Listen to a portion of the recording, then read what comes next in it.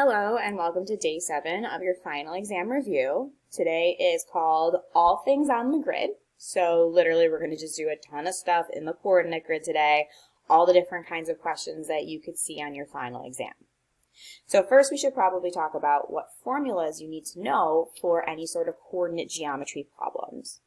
First is your slope formula, which is usually denoted by m. Now, I always quickly call it change in y over change in x, which with two coordinates, that would be y2 minus y1 over x2 minus x1. Midpoint, I always call the average of the x's and y's. So this would be x1 plus x2 divided by 2, y1 plus y2 divided by 2. And lastly, our distance formula, usually denoted by d, is the square root of x2 minus x1 squared plus y2 minus y1 squared. And you can see that that x2 minus x1 is the difference in your x's, and that y2 minus y1 is also the change in your y's. So just a little correlation you can see between that and your slope formula. All right, so let's get to it. We got a triangle in the grid. Use the diagram below triangle ABC to find the area using the box-in method. All right, so let me zoom in here. Box-in method means that I can create a box that literally fits around the outside of our figure. And it circumscribes the figure, it goes around perfectly. Okay? Actually, I shouldn't say circumscribes because sometimes this vertex might be like more inward, but you can't capture it. Maybe not in a triangle, but in other weird shapes. And you can always come up with a box that fits it pretty well, and you can come up with shapes to subtract it. So anyway, let's get to it. So this creates 3 triangles. 1, 2, 3. So the idea is to find the triangle, we'll find the area of the box we created, or the rectangle, and then we'll subtract away the triangles we don't need. So, first of all, let's do some counting here. This is 2, 1, 2, 3, 4, 5, 6, 1, 2, 3, 1, 2, 3, 4.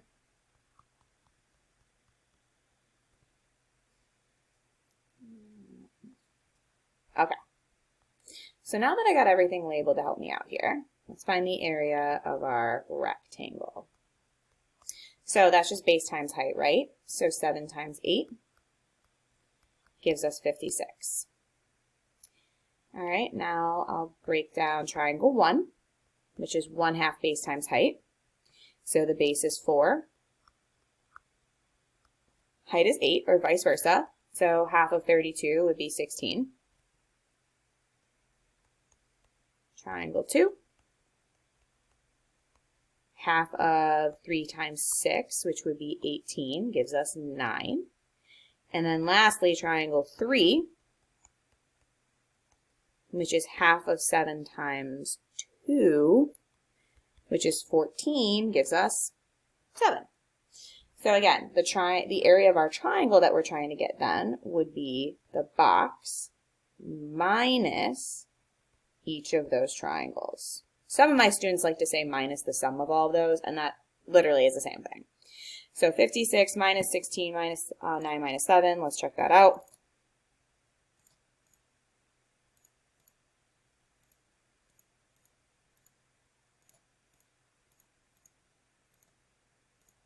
And we get 24. So 24 is the area of our triangle. All right, well, what about perimeter of this triangle? All right, so let's use our distance formula here. So distance, let's do AB.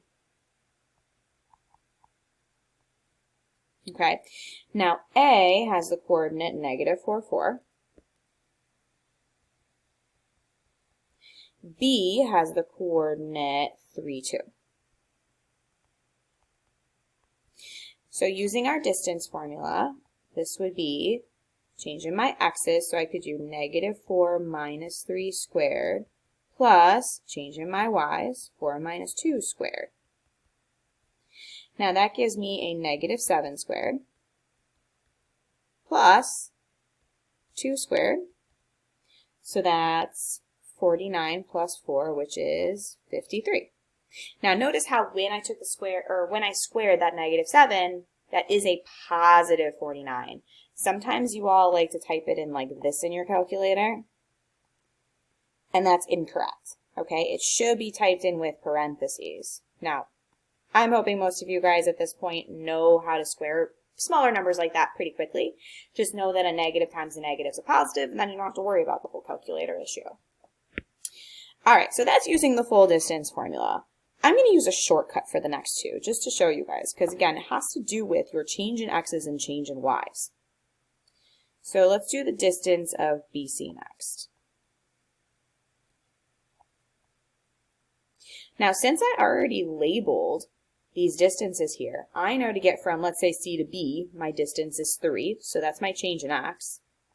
Let's do 3 squared, plus, to get up to B, my change in y, or going up and down, is 6 units. That gives me 9 plus 36, which is 45. I'll deal with simplest radical form in a minute. Okay? Now, I really should have actually gone back and shown you that it's the same thing here for AB. Remember how we got this 7 squared and 2 squared, ultimately? This is where the 7 is coming from. This is where the 2 is coming from up at the top. And that's how I can quickly do distance formula using the grid. All right, let's do one more shortcut. Distance of AC. Okay, so my change in x would be 4. My change in y, or my up and down, would be 8. So that's 16 plus 64, which is radical 80. And there you go. So I'm not saying that you shouldn't know how to do the distance formula, because sometimes we'll give you like really big coordinates that aren't on the grid, and it would be crazy to have to like plot them every time. But there are shortcuts that can help you be a little quick if you have a picture like this that isn't that terribly difficult. Okay, so we found the distance of all the sides. Perimeter means we need to add them all up. Now, as far as simplest radical form, 53 just is prime. He's done. But this is the same thing for 45 as 9 times 5, so 3 radical 5. And 80 can be broken up into 16 and 5, which is 4 radical 5.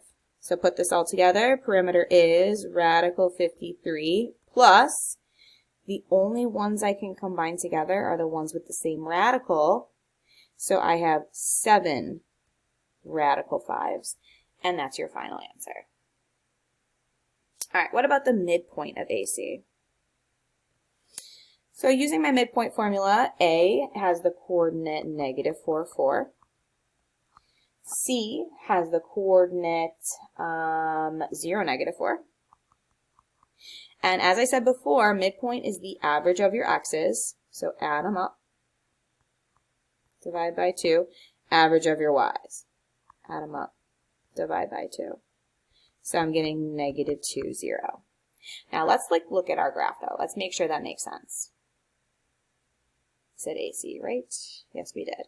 All right, so if I went and found that AC is this segment, negative 2, 0, that makes sense. That looks like it would be the midpoint.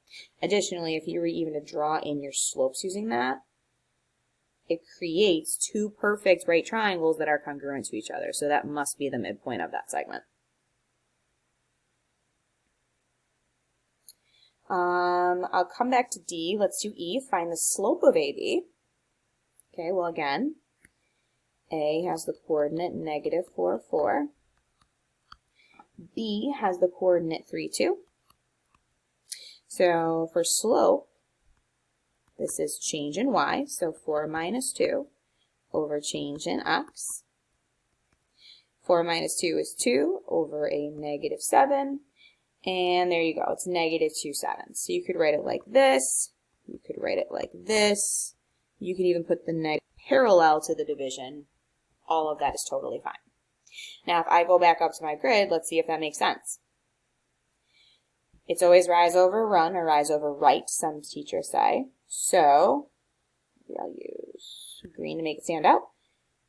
I'm going down to over 7, and that's why our slope is -2/7. And it's negative also from a visual standpoint because as you're going left to right, it's falling. All right, now the last problem, zoom out a little bit here, has to do with dividing a line segment proportionally, and they're giving you a specific ratio. So they're saying find P on CB such that CB to PB is 1:2. Now, anytime you see a ratio like this, 1:2, this means there are 3 total parts. So on a number line, okay, here's C, here's B, that splits it into its 3 total parts. When they want 1:3, that means they want the 1/3 marker. Okay, and that should make sense because this is your 1 piece, those are your 2 pieces, and they're all equal, which is why we call it a ratio of 1:2. All right, so they're going to call that point P. Now, there's a couple ways you could do this, so I'll go through both. The first is just using the grid and seeing how this changes using slope. So if you look at our graph up here in the upper left, to get from C to B using slopes here, it looks like you're going up 6 and to the right 3, or right 3 up 6. So I'll usually do my change in X, that's my side to side, was a +3, because I was going to the right 3. My change in Y was going up 6. Now remember how we wanted to find the 1/3 place? Well, let's find 1/3 of each of those. Why did I write the triangle again? It should just be 6. My mistake there, guys. All right, so I'm going to do, in the X direction, 3 times 1/3, which is 1. In the Y direction, 6 times 1/3 is 2. And that tells me how much I need to add to my X's and Y's from C to be able to get to P. All right, so my C coordinate was at 0, -4, right? In my X direction, I'm adding 1. In my Y direction, I'm adding 2. And we're going to land at the point 1, -2, and that'll be P. Now let's see if that even makes sense on our grid. 1, -2. Well, first of all, it landed on the line. That's a good sign. And additionally, if you even use slopes here to try to divide it, you can see that that is the 1/3 place of that segment. All right, so that's kind of using the grid to help you solve this. Another way is just coming up with a number line. So I can do, maybe to do this in pink here. Same number line, don't even need the grid. Here's C, here's B. We know C had the coordinate 0, -4. So I'm just going to do my X's at the top and my Y's at the bottom. Okay. B had the coordinate 3, 2. Now, similar to using the grid, I want you to look at how your X's changed. To get from 0 to 3, we had to add 3, right? And to get from -4 to 2, we had to add 6. Now, just like what I did up above, in my X direction, if I take 1/3 of 3, that gives me 1. So that tells me I'm adding 1 to my C coordinate to get to this 1/3 marker. In my Y direction, again, I'm doing 6 times 1/3, which is 2, which means I'm adding 2 to my Y's. So 0 plus 1 is 1. -4 plus 2 is -2. And you guys will see we end up with literally the exact same answer. So the math is the same. It's just organized a little bit differently. Solution 1 organized so that it was on the grid. Solution 2 organized where it had its own little horizontal number line. So however you see fit, you get 1, -2 for your answer for B. All right, so we're on to page 2 now of the notes, where we're bringing it back to boxing. We're going to keep practicing these strategies. It says, find the area of this trapezoid Well, it actually says quadrilateral, but this looks like a trapezoid because it looks like AD is parallel to BC. All right, so these are triangles 1, 2, 3, and 4. And then I'll start putting in some numbers to help me out here.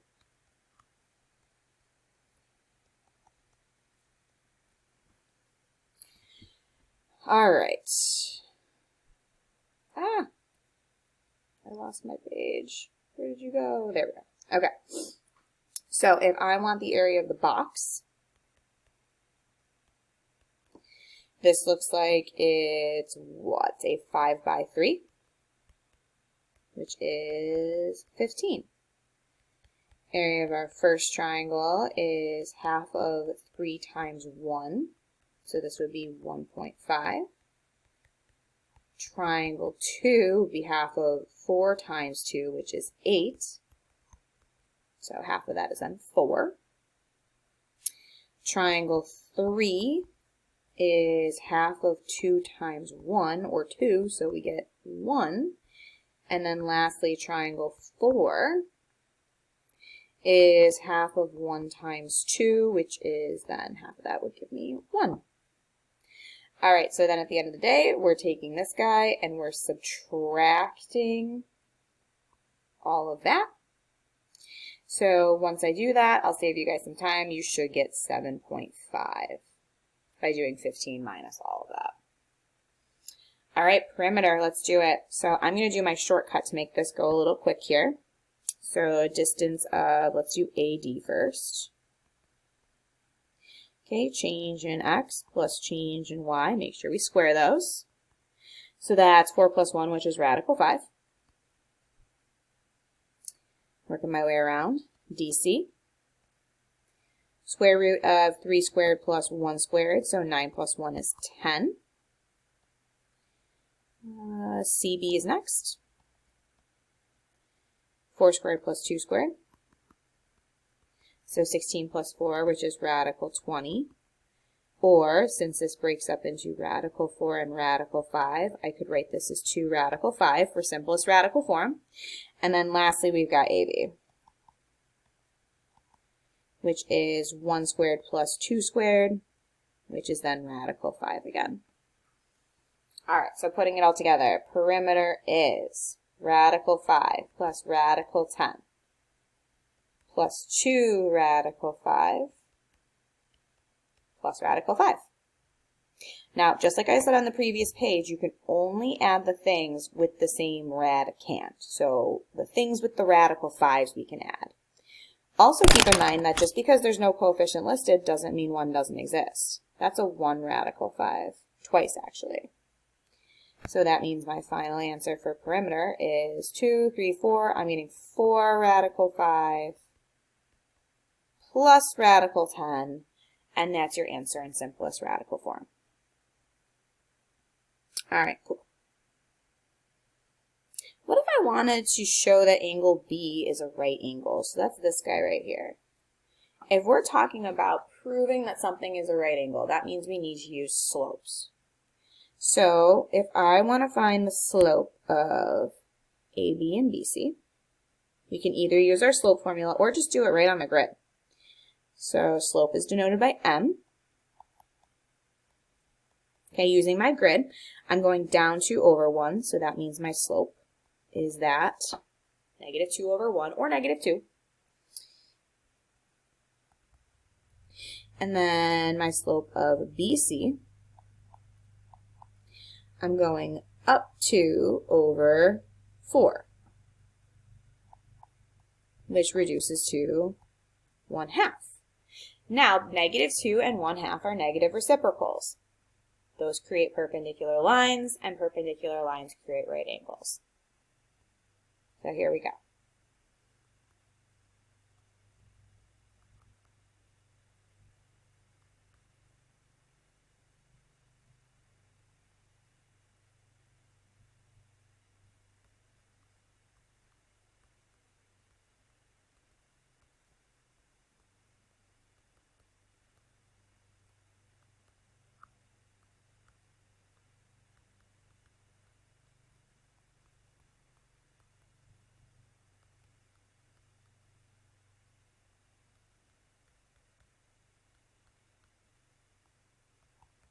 It's a little bit of writing there, which is good for when you guys do quadrilateral proofs. That's how you would explain your math.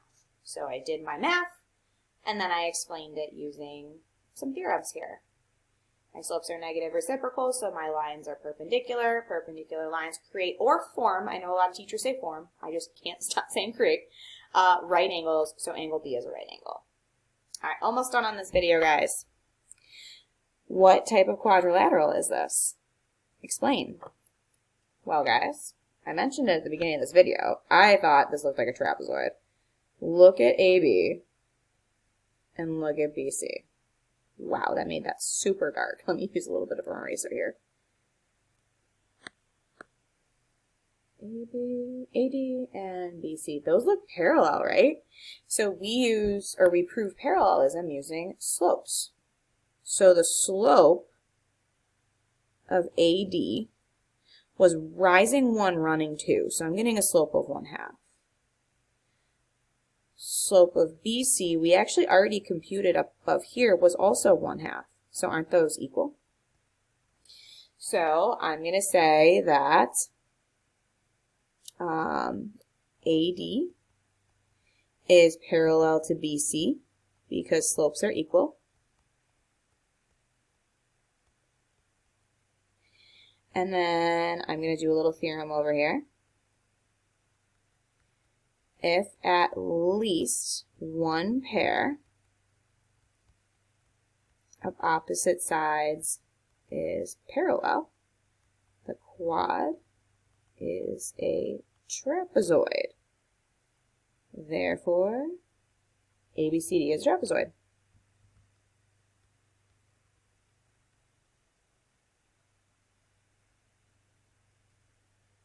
Again, nice little terminology review for when you guys do quad proofs. All right, last question here. Show that EF is a median or midsegment of a trapezoid ABCD. The reason we have the or here is we've found, depending on what textbook you use, that they define this segment right here, EF, as one or the other of those terms. Not to be confused with the triangles. Like median and midsegment of a triangle are totally different things. I personally would probably call it a midsegment. I think it relates more to what it is in a triangle, but I digress. So what we need to remember is with a median of a trapezoid, D is equal to the average of those bases. Okay, so I'm going to write out here EF equals AB plus DC divided by 2. Or some teachers write the 1/2 out in front. It's the same thing. Okay, so if I can show that, then EF must be a median. So let's check this out. So I guess I'm ultimately trying to see if this works out. 1, 2, 3, 4, 5, 6. That's 6 units. So is 6 equal to 1, 2, 3? This is 3 units. 1, 2, 3, 4, 5, 6, 7, 8, 9. This is 9 units. So 3 plus 9 divided by 2. All right, so that would be 12 divided by 2, which is 6. So there I just showed that EF is in fact the median of it. Now additionally, with a median, he's going to be parallel to the bases. So not only is he equal to the average of the bases, he's also parallel to it. So EF is the midsegment or median. Now, something else I should have mentioned too. What creates a midsegment or a median is the midpoints of the legs being connected. And that's mostly how it's defined on the Regents. They'll say, given a trapezoid with the midpoint of leg AD connecting to the midpoint of leg BC, find the following. So they actually avoid this whole like definition here because they understand that depending on your textbook or whatever, it could be called something different. But once we say it's the midpoint of the legs connected, no matter what, it's going to be the same mathematical properties. All right, so that concludes our video, and that is all things in the grid.